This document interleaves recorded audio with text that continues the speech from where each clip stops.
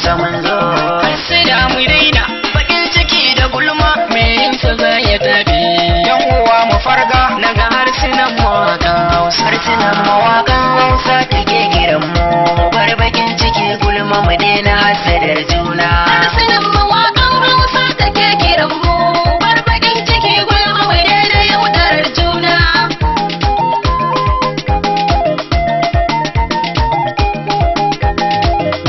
Bismillah Allah kai zan kira tun farko. Sai ni shari dan karna afka tarko. Harsunan mawaƙan Hausa mu mika sako. Haruna Haji ni ne kira gun kowa.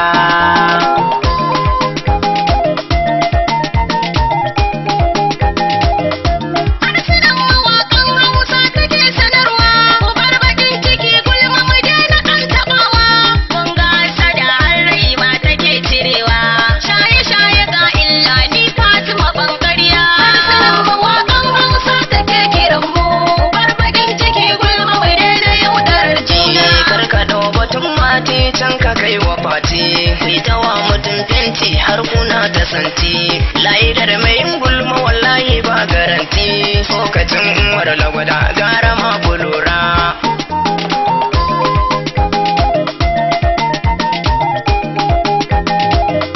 Sai na dauki karya ita ce abin rubuna. Hasada rabo taki kara makarina.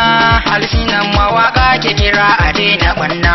Baitukan Anas keke sai ku yi rikewa. Harsunan mawaƙan Hausa take kiran mu. Bar bakin ciki gulma mu daina yaudarar juna.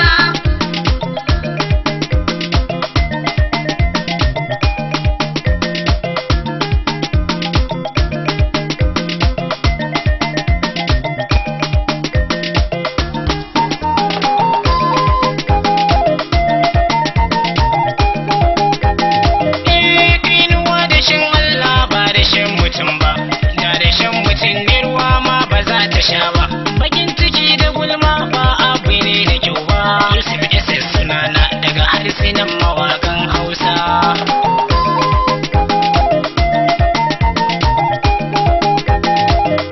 Sai kaɗan ya jefa kaɗan yi tambaya ne.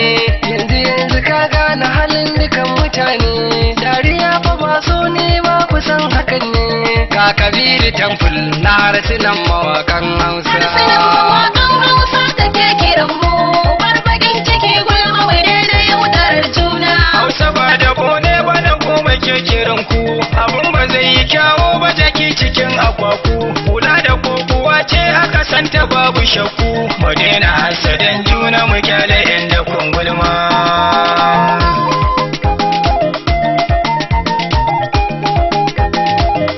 Shi bakin ciki me yi nan yake kashewa. Mata da maza dan Allah mu daina yiwa. Mu ba gaskiya kunga mu daina karkacewa. Babba 'yan masoyi daga harsunan mawaƙan Hausa. Harsunan mawaƙan Hausa take kiran mu.